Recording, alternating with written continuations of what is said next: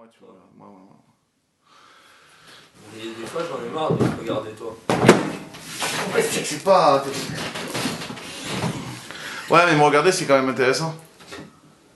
Arrête de te foutre de ma gueule. C'est très intéressant. C'est passionnant. C'est génial. Je le mettrai dans le making of, ça. Ah. Il y a quelqu'un qui prend son bain. Sympa. Très bien. Bon. Ah, on entend bien les voix dans la cuisine. Ah, t'as vu, on est... Bon. On fait une clope alors, écoute.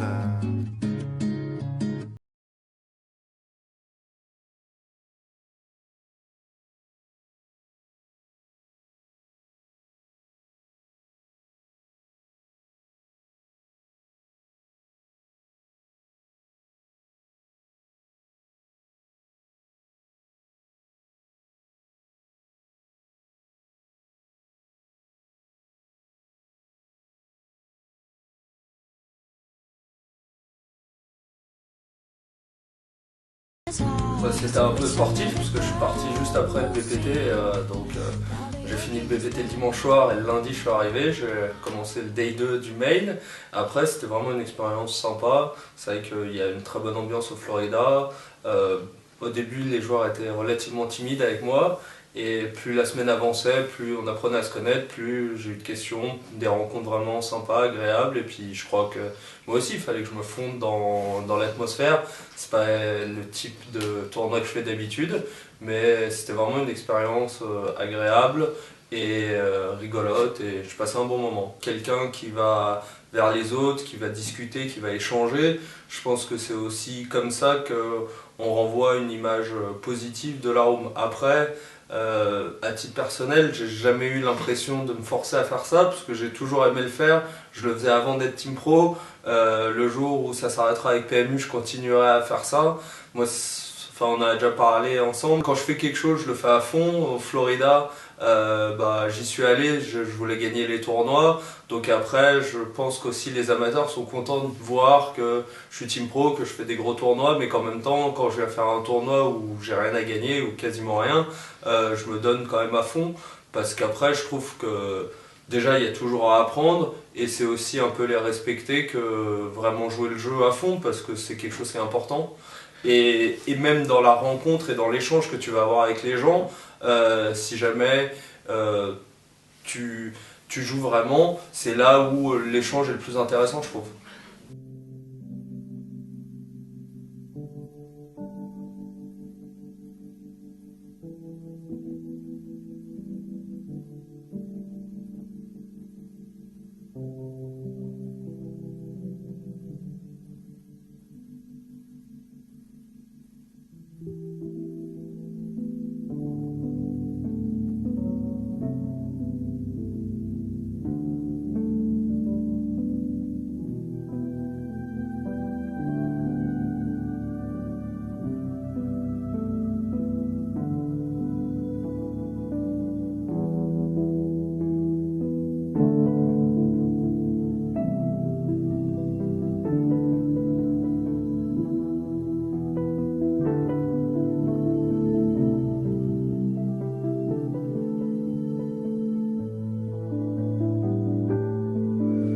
Si.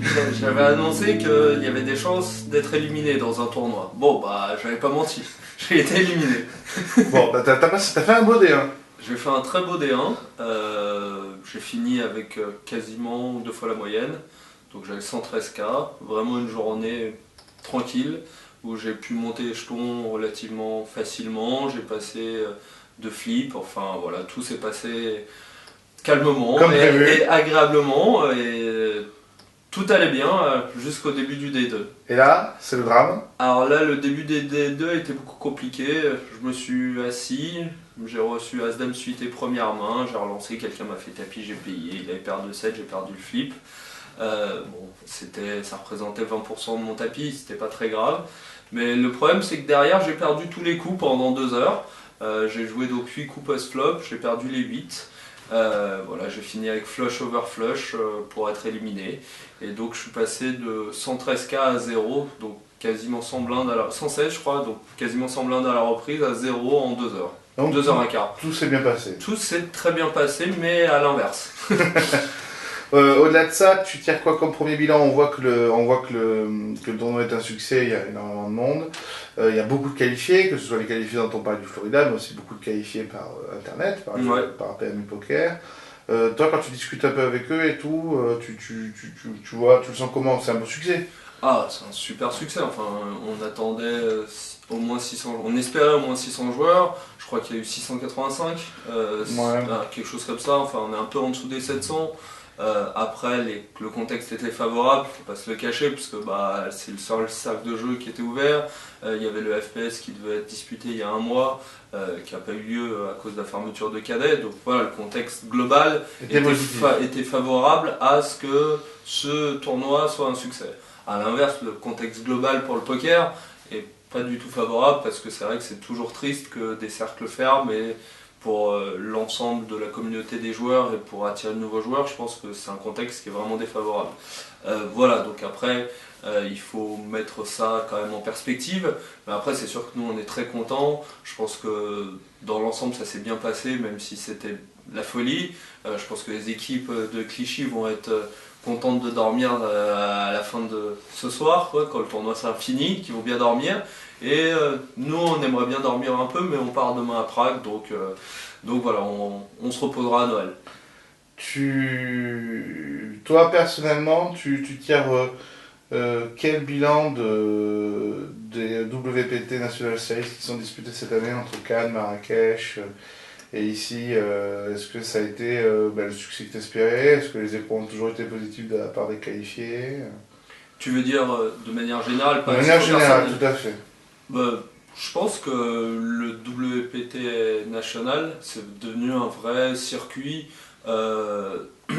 qui commence à drainer vraiment pas mal de joueurs. Enfin, je pense que maintenant, on est presque au même niveau que tous les gros circuits style FPS et DSO. Enfin voilà, je pense que c'est toujours un circuit que les gens attendent.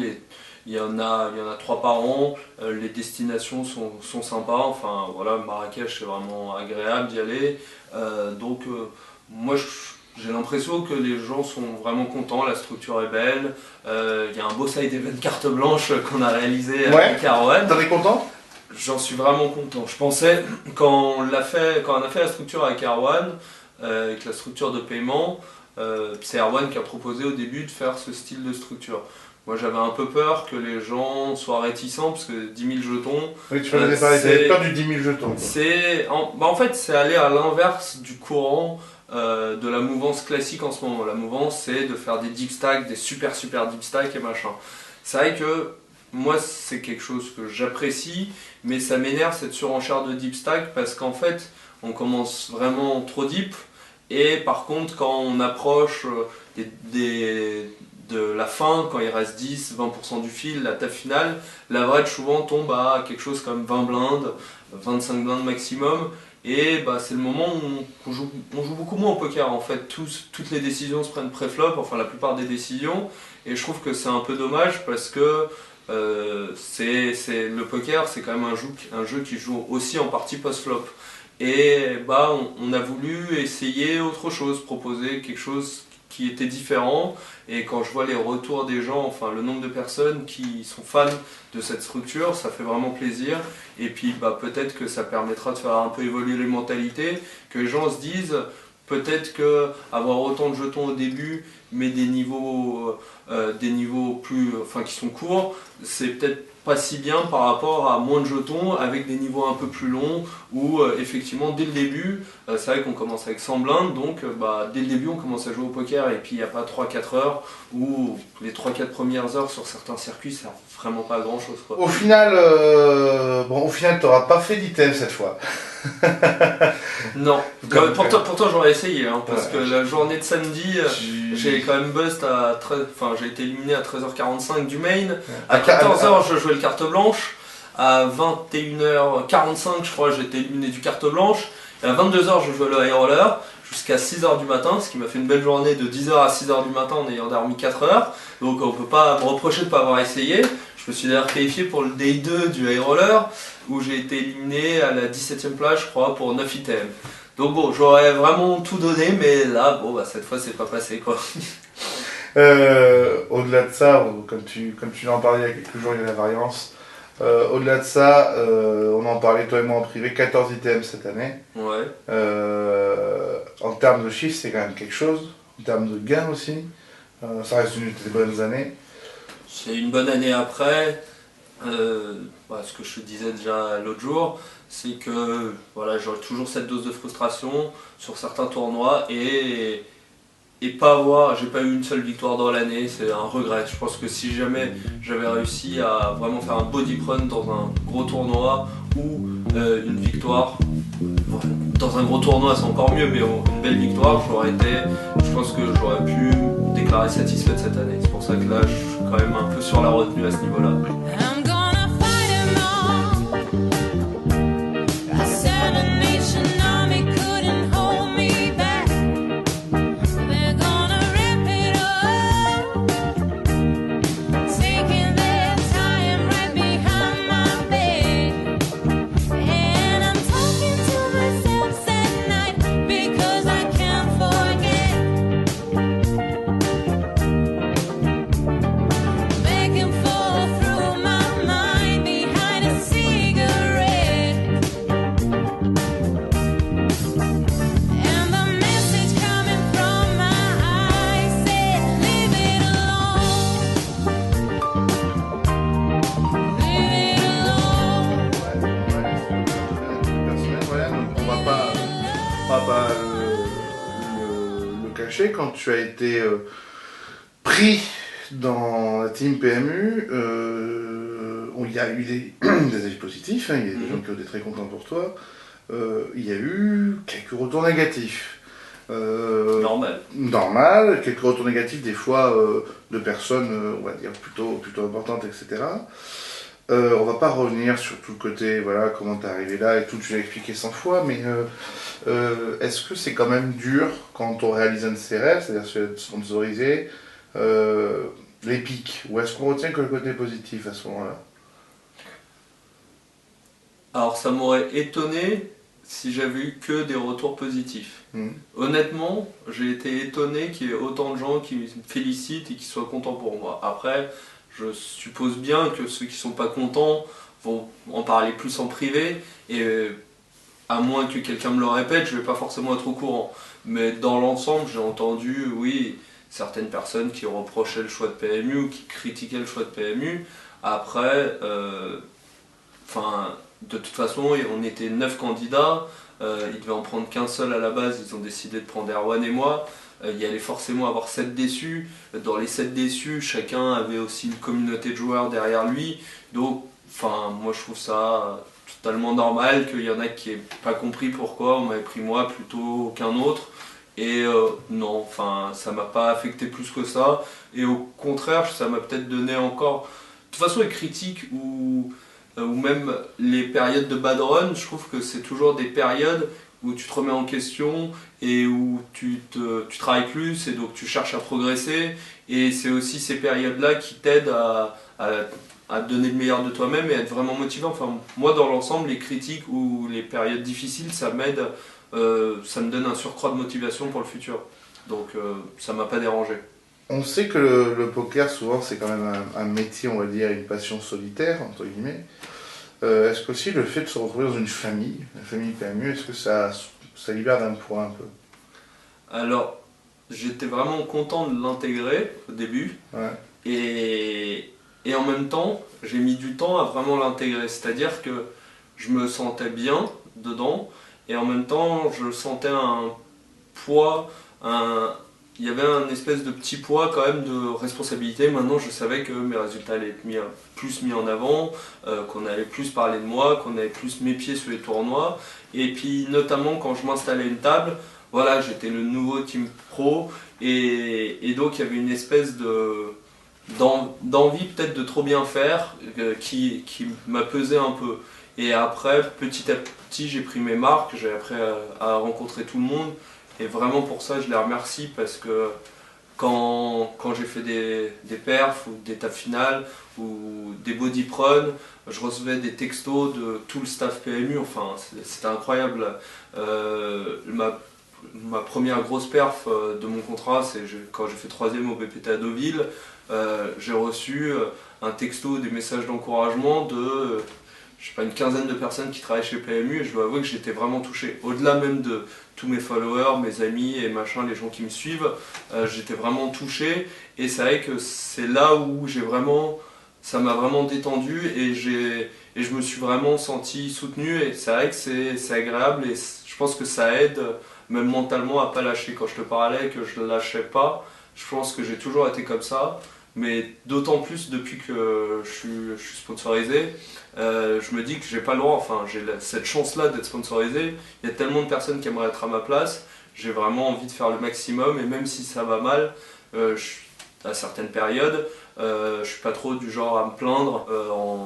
Enfin pas quand j'ai commencé, mais quand j'ai commencé à m'y mettre vraiment sérieusement et à beaucoup travailler mon jeu, à jouer énormément sur internet, il y avait des jours où, c'était en 2010 je crois, où j'en avais des fois les larmes aux yeux après des énormes sessions, et où tu te dis mais pourquoi est-ce qu'on m'en veut quoi. Enfin, quand vraiment ça se passe mal et que tu badronnes et que tu joues online et que tu es chez toi, et à l'époque j'avais presque aucun pote dans le poker, et tu te dis mais que Dieu t'en veut personnellement, enfin je crois pas en Dieu, mais que quelqu'un t'en veut personnellement, et c'est vrai qu'à ce moment-là des fois ça peut être vraiment dur.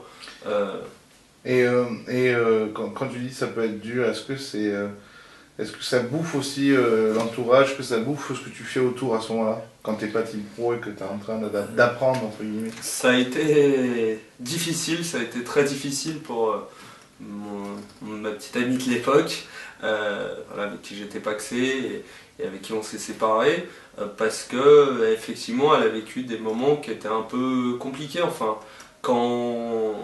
surtout quand tu débutes, enfin quand t'as pas encore pris l'habitude et que t'as pas assez d'expérience, tu vas vraiment... J'arrivais pas à faire le vide et à faire abstraction, c'est-à-dire que je lui disais, voilà, je jouais essentiellement à cash game à l'époque, online, et donc je lui disais, bon bah je vais travailler toute l'après-midi, toute la journée, et ce soir on sort. Mais si jamais je faisais une session, une journée catastrophique, j'arrivais pas à sortir de ça, enfin ça me pesait, alors que maintenant, en gros, j'ai besoin d'un quart d'heure, 20 minutes, allez, 1 heure, si vraiment la journée a été compliquée, puis au bout d'1 heure, je passe à autre chose, parce qu'au final, tu te bouffes plus qu'autre chose, tu te pourris la vie plus qu'autre chose, alors qu'il faut vraiment savoir faire abstraction, et puis c'est pas parce que t'as perdu que c'est la fin du monde, enfin, de toute façon, le poker, c'est un jeu où tu vas gagner, tu vas perdre, tu vas perdre, tu vas gagner, l'essentiel, c'est de gagner plus que tu perds, voilà, mais... je pense que ça demande beaucoup de temps, et c'est vraiment, je pense que c'est quelque chose qui est vraiment dur à appréhender pour la plupart des joueurs qui n'ont pas essayé de jouer de manière intensive, parce que c'est une passion, et en même temps pour arriver à un très haut niveau, enfin en tout cas à un niveau le niveau auquel je vise, qui est le plus haut niveau, ça demande énormément de travail. Enfin, la plupart des gens ne se rendent pas compte de la dose de travail qui est nécessaire pour y arriver. Et au fur et à mesure de travail, tu te rends compte avec l'expérience que, bon, bah voilà, il peut y avoir des mauvaises journées, des journées meilleures, mais que dans l'ensemble, si jamais tu te laisses bouffer par ça, à la fin, tu vas craquer, tu vas pas tenir mentalement. Tu parlais donc tout à l'heure des premiers moments d'apprentissage, et puis au fait enfin, aussi du fait que c'est... qu'on perd des choses, qu'il y a des choses qui vont moins bien, tu parlais de ta petite amie, etc. Est-ce que c'est aussi, avec le recul, donc d'arriver à un certain objectif et à un certain niveau, est-ce que ça fait partie du prix à payer si on veut être joueur pro, si on veut pouvoir arriver haut dans le poker, parfois de perdre des amis, de perdre des gens qu'on aime, etc. Ça fait partie de ça? Pas forcément, mais c'est dur, enfin... Je pense qu'à partir du moment où tu décides de t'engager à 100% dans quelque chose et que tu veux vraiment atteindre des objectifs élevés, que ça soit dans le poker ou ailleurs, hein, si tu ouvres ta boîte, si tu commences une activité artistique, quelle qu'elle soit, où il y a quand même beaucoup de personnes qui souhaitent le faire et il y a assez peu d'élus, enfin, ou joueurs de foot par exemple, enfin, ça demande des sacrifices. Après, il y en a qui le gèrent plus ou moins bien. Et après, la question, elle se pose surtout par rapport à l'entourage en fait. Il y a l'entourage qui va accepter certains sacrifices pour eux aussi, en sachant que toi, c'est quelque chose qui va te rendre heureux et que c'est important pour toi. Donc en fait, ça dépend aussi beaucoup de ton entourage. Ça dépend de tellement de facteurs que c'est difficile de dire qu'on est obligé de payer ce prix-là. Mais effectivement, bah, il y a toujours des pots cassés, enfin il y a toujours des moments, certaines personnes en tout cas qui vont pas supporter, qui vont pas le supporter. Et entre ce que tu as perdu et ce que tu as gagné, si c'était à refaire, est-ce que tu referais? C'est, c'est difficile à dire. Quand je fais quelque chose, une fois que j'ai décidé, je pense que j'y vais et même si c'est une connerie, je continue. Mais je pense que je le referai. Après, c'est sûr que j'ai été très triste et malheureux au moment où on s'est séparés, enfin où mon ex m'a quitté. Maintenant, ça fait quasiment 3 ans, donc ça va, il y a aucun souci. Mais si jamais dès le début, au moment où j'ai décidé d'arrêter d'être avocat pour jouer au poker, on m'avait dit oui, mais dans ce cas-là, dans 1 an et demi, tu vas te séparer de ta copine, peut-être que j'aurais fait certaines choses différentes pour faire en sorte que ça n'arrive pas. Après, c'est toujours plus facile de regarder dans le rétroviseur et de voir les erreurs qu'on a pu faire dans la vie, dans le poker, dans n'importe quoi, qu'au moment où tu les fais. Et au moment où je les ai faites, les choix me semblaient évidents. Donc si tu me demandes si j'ai des regrets, non, je regrette pas. Après, si tu me demandes si maintenant que je connais l'histoire, j'aurais fait des choses différemment, oui, j'aurais certainement changé quelque chose. Après, maintenant, je me sens vraiment heureux et épanoui dans ma vie. Et quelque chose qui m'a vraiment marqué, c'est qu'au moment où elle m'a quitté, pour moi, je me suis dit que c'était en partie à cause du poker. Elle me l'a confirmé et d'autres choses. Enfin voilà, ça faisait 8 ans qu'on était ensemble, donc c'était une longue histoire. Mais elle m'a dit, par contre, tu n'arrêtes pas le poker. Parce que je lui ai dit, voilà, c'est à cause du poker, bah, si tu veux, j'arrête et on essaye de se remettre ensemble. Elle m'a dit, non, mais nous, ça marchera plus. Par contre, je pense que tu es fait pour ça. Tu as fait énormément de sacrifices pour ça. Moi aussi, j'en ai fait certains. Maintenant, tu y vas à fond et puis je vais être fier de toi et je veux que tu réussisses. Et je dois avouer que ça m'a donné beaucoup de force pour le faire. Voilà, donc bah, maintenant je me sens totalement épanoui, je me vois pas faire autre chose. Je suis vraiment heureux de ce que je fais et bah, j'espère que je pourrai continuer à le faire pendant encore longtemps.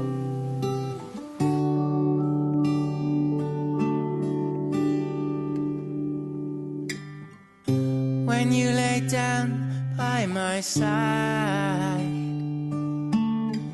deep in the night, I hold you tight. This is the time I feel alright. And then the moon is shining so bright. See its reflections in your eyes. And then the moon is shining so bright.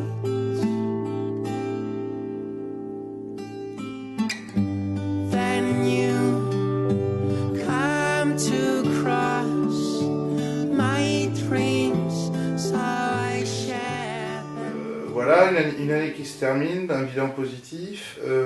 Est-ce qu'il y a quand même, je sais pas, eu du négatif, pas forcément, je sais pas, des choses que le sponsoring apporte qui sont pas non plus forcément agréables. Je sais pas, parfois je pense au regard des autres, ou peut-être à la presse qui est plus dure avec toi, ou peut-être à certains joueurs que tu pensais sans être tes amis, on va dire tes potes, et qui d'un coup changent un peu avec toi. T'as eu cette impression-là, ou finalement non?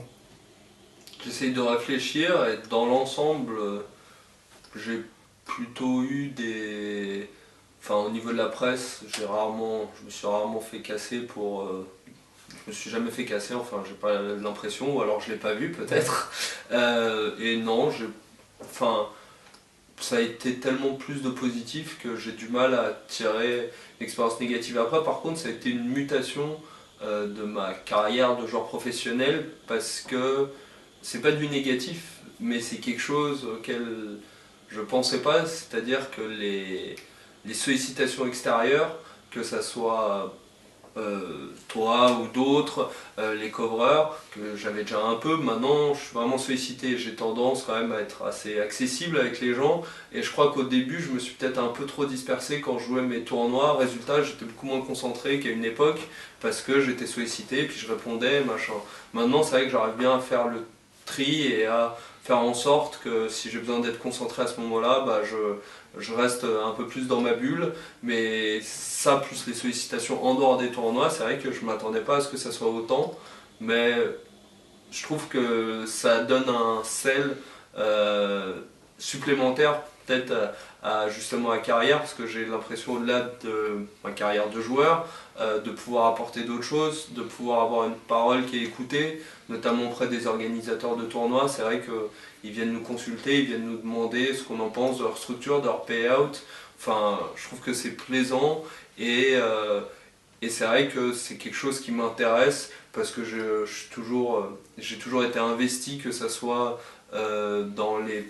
Enfin, pas au niveau de Philippe, mais c'est quelque chose qui m'intéresse, les payouts, la manière dont fonctionne un tournoi de poker, la manière dont tout est organisé. Enfin voilà, un peu avoir une vision un peu au-delà du simple joueur, je trouve, et qu'on puisse écouter mon avis, je trouve que c'est vraiment intéressant. Et puis voilà, toutes les rencontres qui ont pu être faites grâce au sponsoring, les gens qui te suivent, enfin, quand je vois qu'il y a des gens qui m'envoient des messages de félicitations, qui me suivent, et que j'ai peut-être rencontré une fois, et avec qui j'ai discuté 5-10 minutes, je trouve que c'est assez touchant et c'est assez plaisant.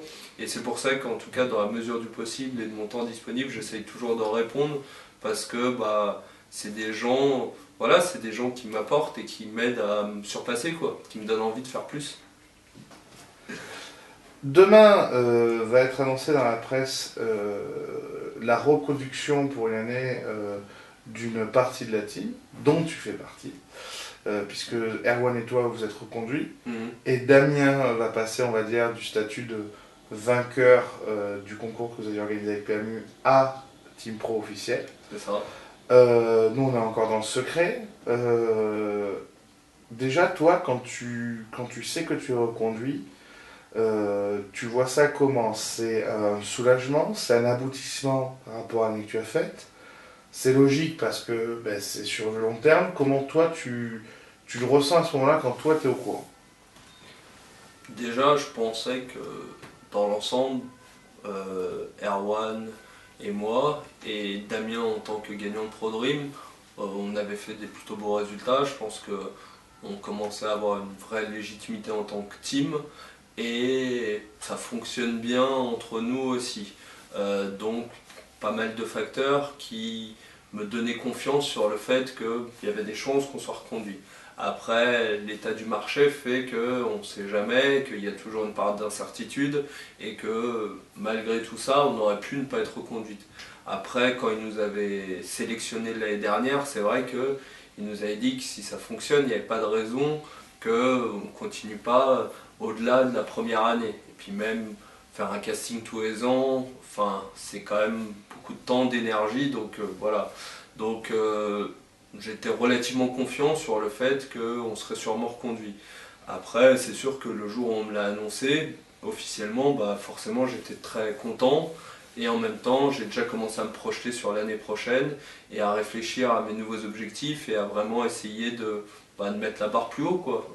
C'est ce qu'on a envie de faire, toujours viser plus haut. Après, j'espère que ça arrivera. Mais après, je ne peux pas considérer ça comme un aboutissement, comme la fois où, enfin, quand j'ai été sélectionné par PMU, considérer ça comme un aboutissement, ça veut dire qu'on est arrivé et qu'il n'y a plus rien à faire.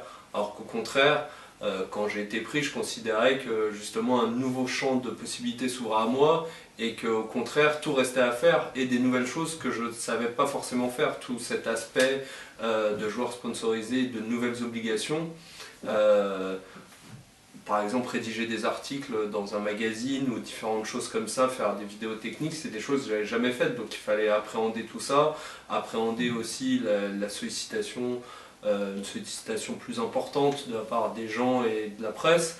Donc tout ça, c'était des choses qu'il fallait apprendre et essayer de le faire au mieux. Et donc on peut vraiment pas considérer que c'est un aboutissement, au-delà même de tout l'aspect gagné au poker. Que ça, a priori, j'arrivais déjà à faire relativement bien. Mais donc cette reconduction n'est pas plus un aboutissement, au contraire, c'est une nouvelle marque de confiance qui forcément me rend fier et heureux. Et je suis vraiment content de pouvoir partager cette aventure avec Erwan et Damien parce que on s'entend vraiment bien, on échange bien et je pense qu'on a des styles de jeu différents, qu'on peut s'apporter dans l'échange technique. Peut-être que ça c'est quelque chose qu'on n'a pas assez fait sur cette année, qu'il faudrait essayer de modifier pour vraiment réussir à s'aider plus que ce qu'on fait pour l'instant. Mais voilà, je pense que c'est une nouvelle page qui s'ouvre, c'est excitant, et puis on avait tous envie de bien faire pour le WPT Paris. Bon, ça n'a pas vraiment été le cas, mais voilà, là on part tout de suite pour Prague, on aura des très belles échéances, faire le PT, on va faire le Air Roller Eureka sûrement, et puis après on est parti pour l'année 2015, et voilà, avec des gros objectifs, des grosses ambitions, je pense, en tout cas j'espère qu'on fera encore mieux l'année prochaine, l'ensemble de la team. Dernière question, Ryan. Si tu devais, on va dire, parler aujourd'hui au Brian il y a 5 ou 6 ans qui en chiait, enfin qui apprenait, tu vois, qui s'énervait, tout ça. Si tu devais lui dire aujourd'hui, tu lui dirais quoi comme résumé de ce qui va l'attendre? Tu dirais quoi? Je lui dirais, arrête de te frustrer, tu vas voir, ça va être génial. Ça va être un super voyage.